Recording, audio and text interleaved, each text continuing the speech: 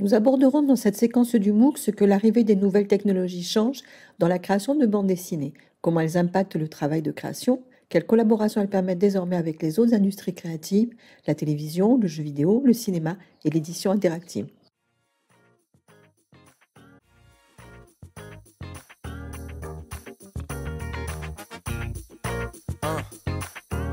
Yeah. On voulait découvrir le monde à la Canto Maltese. Manquait plus qu'une adresse. C'est en France qu'on débarque en trombe. Séquence 1.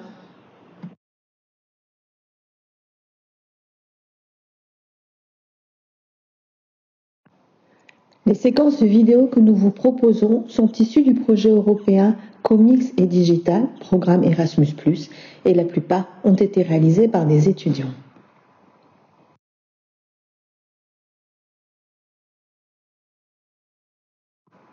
Pour préciser le contexte de cette création, quelques mots quant à l'origine de ce MOOC.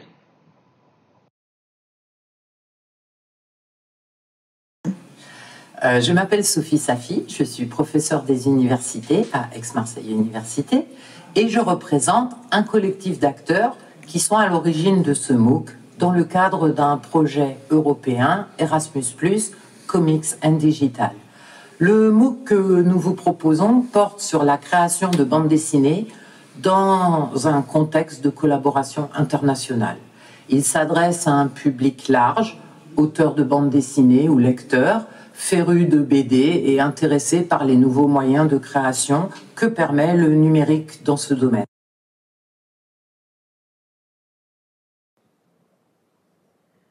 Nous aborderons dans cette séquence du MOOC ce que l'arrivée des nouvelles technologies change dans la création de bandes dessinées, comment elles impactent le travail de création, quelles collaborations elles permettent désormais avec les autres industries créatives, la télévision, le jeu vidéo, le cinéma et l'édition interactive.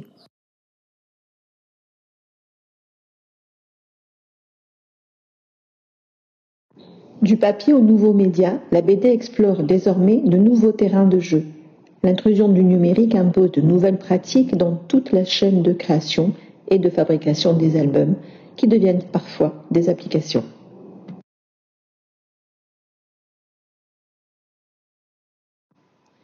La réflexion que nous vous proposons se veut en ligne avec les réalités du marché. Quelle est la montée en charge du numérique en France ? Au plan du marché de l'édition, l'intrusion du numérique dans sa forme la plus sommaire, produire un fichier destiné à la diffusion multilingue, est en croissance. Les records de vente de bandes dessinées stimulent le marché du livre. En 2020, en France, ce marché représente 53 millions d'exemplaires achetés, plus 9%, pour un chiffre d'affaires généré de 591 millions d'euros, plus 6% selon l'étude GfK, c'est-à-dire un livre sur 5 achetés. Si la bande dessinée numérique ne représente que 1,5% du marché de la BD, cette part augmente tous les ans et a été multipliée par 3 en 4 ans.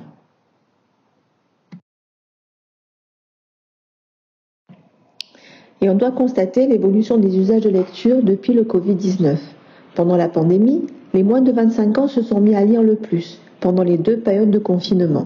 Ces chiffres résultent d'une étude du Syndicat national de l'édition, portant sur un sondage réalisé les 10 et 11 décembre 2020 par l'Institut Odoxa. 29% ont consommé plus d'e-books. Cette progression de la lecture sous forme numérique est un phénomène qui n'est pas circonscrit à la France. Enfin, les publics sont désormais ouverts à la lecture en ligne. Un quart des jeunes lecteurs de BD déclarent aussi lire en numérique, et c'est le cas d'un tiers des adultes. La majorité d'entre eux lisent sur tablette tactile et sur ordinateur.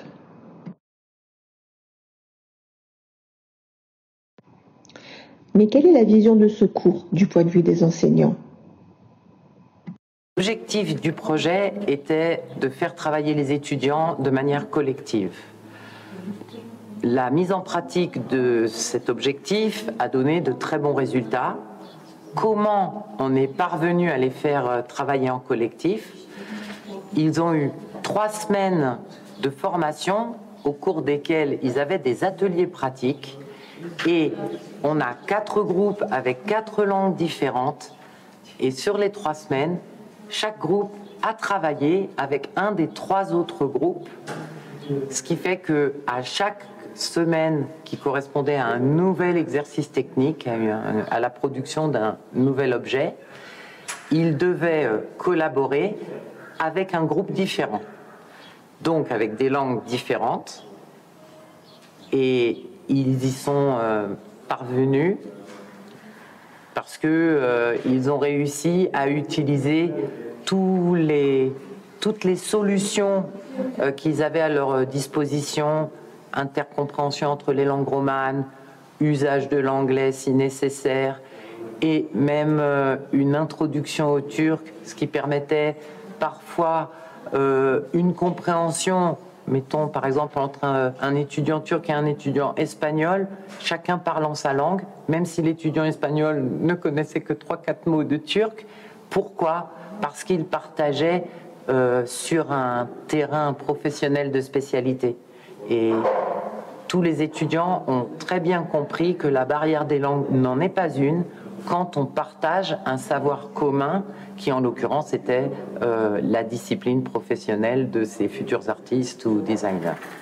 Pour des jeunes gens qui ne se sont vus qu'en lien vidéo jusqu'à présent et qui vont vivre une fraternité, des émotions et aussi un développement créatif basé sur l'interculturalité, qui est l'autre pan de ce programme Erasmus, parce que l'interculturalité est là pour permettre à ces jeunes d'échanger sur leur code culturel, sur leur mode de représentation, sur leurs items, et que chacun puisse observer ce que les autres font et s'en inspirer.